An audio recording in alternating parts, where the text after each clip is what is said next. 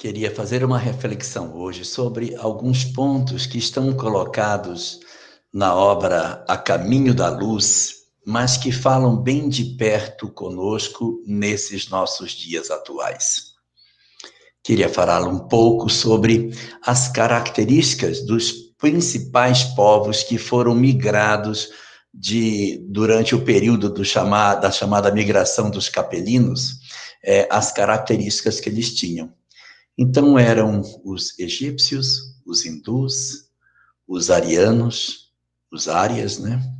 E os hebreus.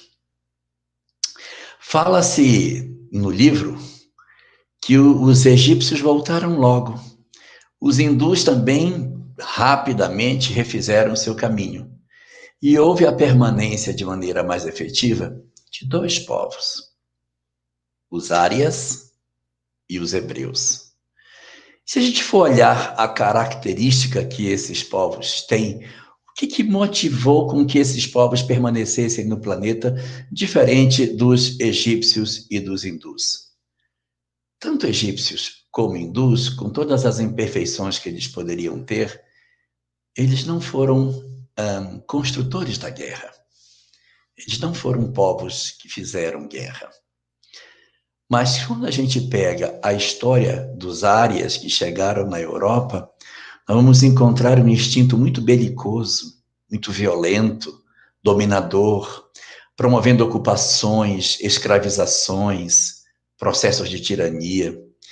E os hebreus, do lado deles, da mesma forma, estabelecendo uma série de batalhas, de guerras, naquela época, para o assentamento de seu povo na região da chamada Palestina. Os outros voltaram. Mas os árias e os hebreus, em boa parte, permaneceram na terra. É o grupo mais numeroso dentre aqueles que vieram, considerando os que ainda se encontram no planeta, indicando para nós que essa nossa natureza belicosa, que a nossa natureza violenta, ela atrapalha sobremaneira o nosso progresso espiritual.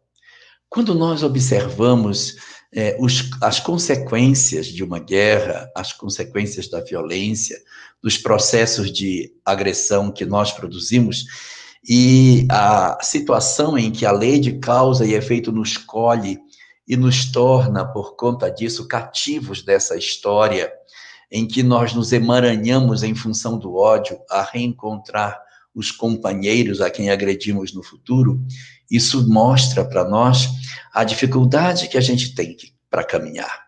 Quando, ao contrário, nós desenvolvemos nas nossas vidas uma proposta de não agressão, uma proposta de não violência, de não revide aquilo que se faz a mim, eu posso até perder do ponto de vista material. Posso.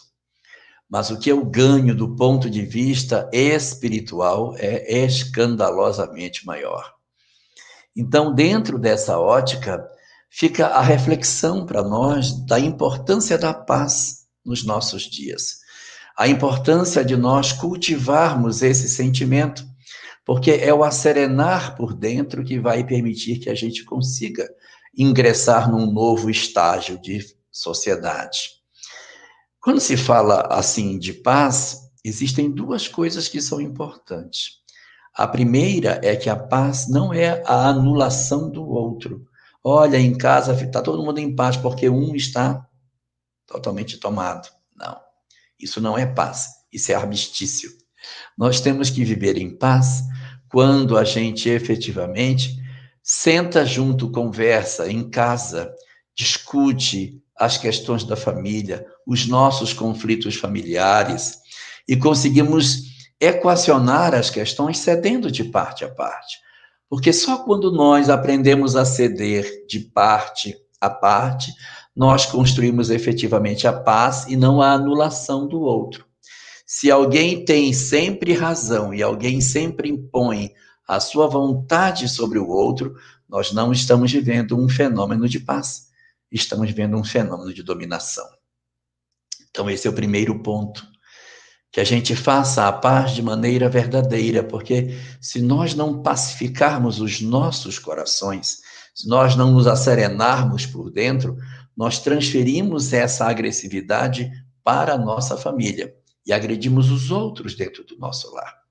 E ao contaminarmos os outros e formarmos uma família agressiva, violenta, que o perdão não tem espaço, nós corremos o risco de construir uma sociedade da mesma forma, agressiva, violenta, que ofende, que ataca, que entende que somente pela força é que os seus argumentos poderão ser entendidos.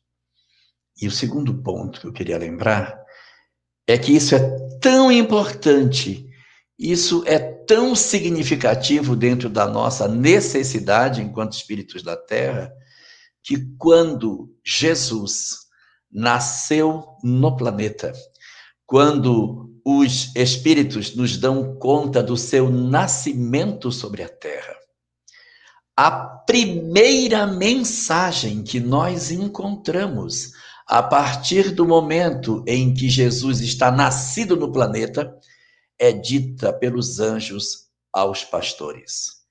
E eu pergunto a nós, qual a primeira frase de ensinamento aos homens que veio do mundo espiritual? Glória a Deus nas alturas. E depois, qual é a orientação para os homens?